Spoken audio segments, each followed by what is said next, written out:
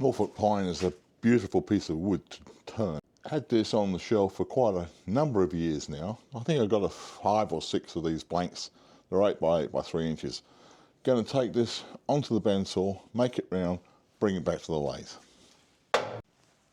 Trapped between centres, and it's ready on the lathe to start turning into a round, normal, average bowl. The main event of this is to get to a point where I can have a very thin walled bowl. I'm going to do something I've never done before. I've seen it happen on other YouTubers on YouTube, of course. Going to give it a go myself, so stay with me and see what I'm going to end up doing with this 8 by 8 by 3 blank. Going to fast track this bowl creation here, so I'm going to go on time lapse. So we get the outside of the bowl shape, the inside, the foot, everything else. If you watch my channel, you'll see I have a pretty well set criteria because I want to end up with this, as I say, this thin walled bowl. So it's on the centres. We're going to make it a fast track. Keep up with me, guys.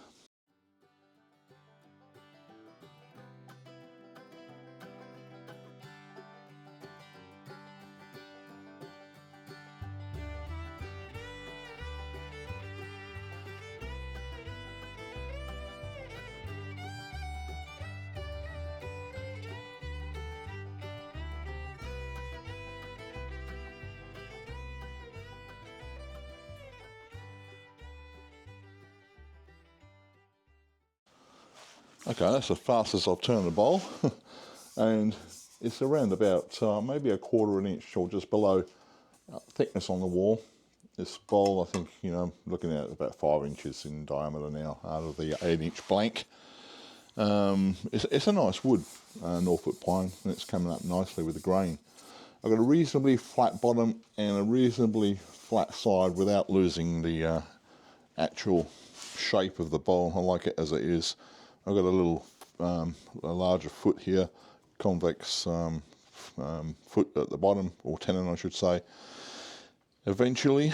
So what I'm going to do now is to mark up with a pencil here a pattern on the side, leaving probably about a 1/2 inch on the top and a 1/2 inch on the bottom.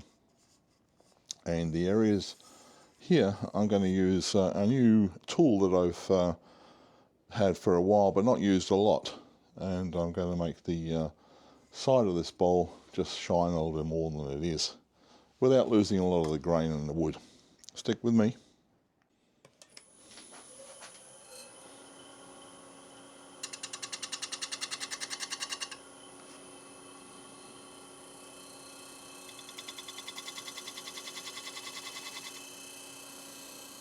So you can see there's pencil marks of various shapes. The shaded in shapes are going to be carved out with this tool, and then we're going to leave it go through the entire thickness of the bowl so we can actually see through it. It's not going to hold much with holes in the side, but it should look good if it all turns out. If it doesn't turn out, you'll see it. If it does, great. We'll see how she goes. So the tool of the day is the Fordham SR series. It's a carving tool, almost like a Dremel, but super powered. So you can see here there's the extension spiral cable coming down to the actual tool itself, which you apply to the wood. So we're going to use this on our piece, and we're going to make all the hollows through. That's the idea anyway. You hold it like a pen, has a forward and reverse operation, so you can go whichever direction you need. Forward on this case, it will skip over the surface, so I'm going to try and make sure that that doesn't happen. There's a bit of a 2x4 here. Just going to get the thing started up.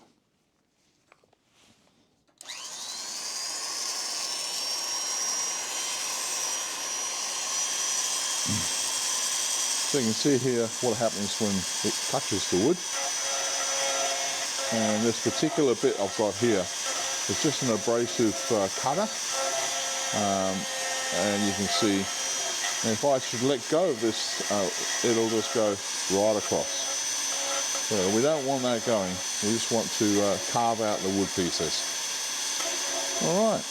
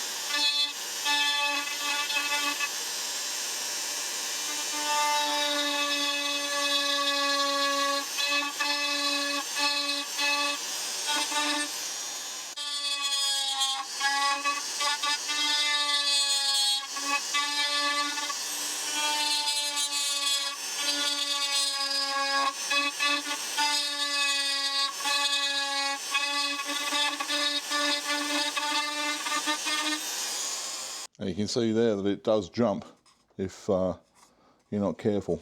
So going to carry on with these cuts and skips, and back with you in a tick.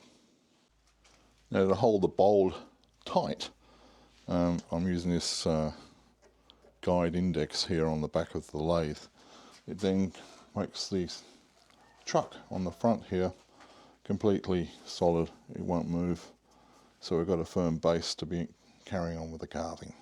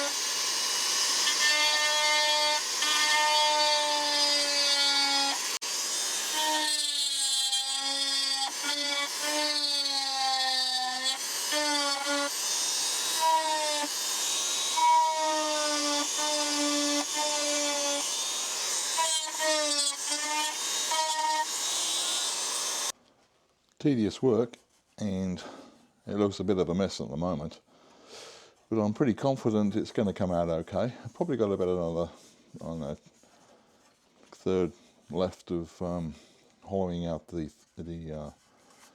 hollowing out the patterns and the floating pieces in the middle. I'm not sure where it's going to go from here, because I've got to get all the insides of these fairly smooth. But yeah, the bowl wall is 1/4 of an inch thick. I'm glad it's left at that. I was going to go a lot thinner, but 1/4 of an inch has given me a lot more stability in some of these pieces that almost look as they're floating, like that piece here. It's only anchored by here, and this is open, gapped. Anyway, I'll keep on carrying on. It's coming together, but a slow process.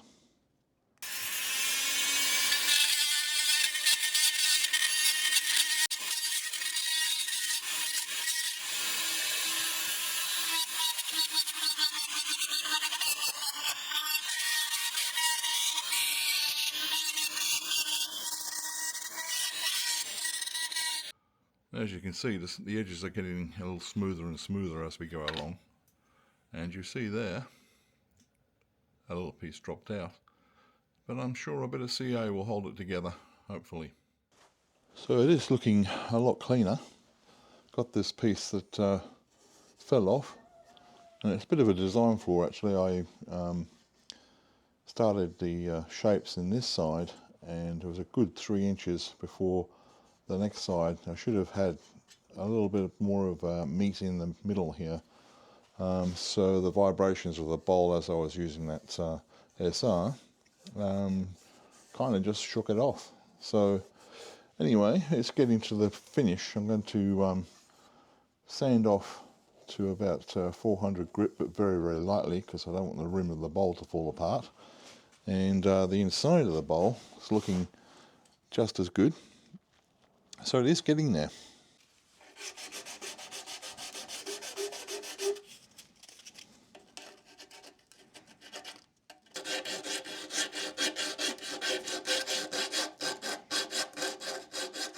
Project like this dictates a bit of sanding sealer, possibly in a spray form. I have used that before, and it works well, but I haven't got any in stock at the moment, so I'm going to go with the Mylands sanding sealer, get through those nooks and crannies, and then I'm going to finish up with the Deft semi-gloss. This is a bowl that shouldn't really put anything like wax and polish, because there's just too many cracks and crannies here for that to do the right job, whereas the spray will get in everywhere. So that's going to be the finish.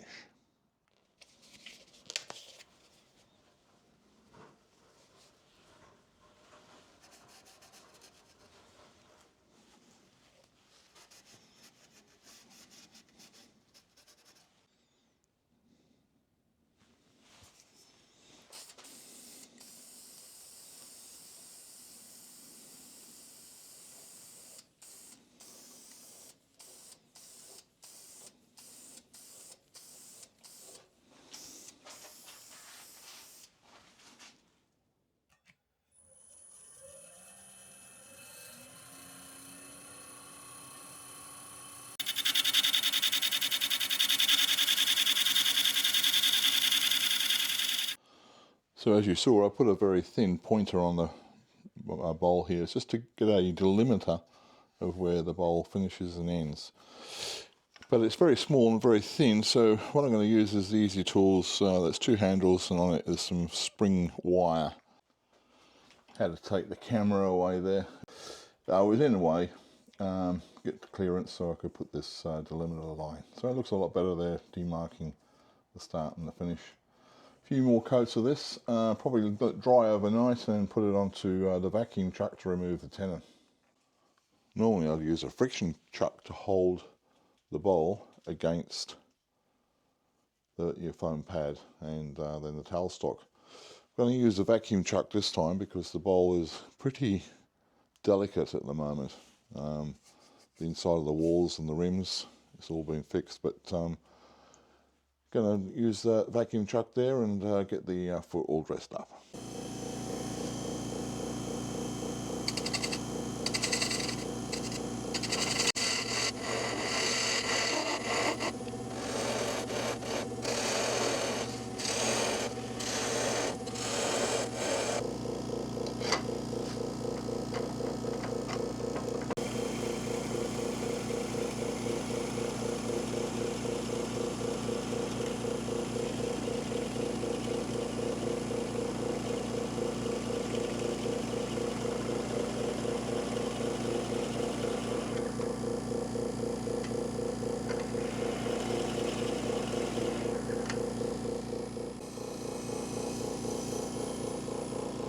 Alexa, turn off vacuum.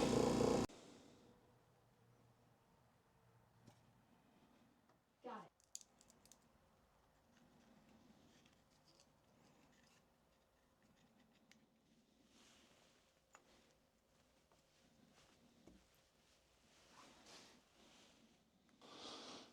Another project complete, and I'm pretty well pleased with this one.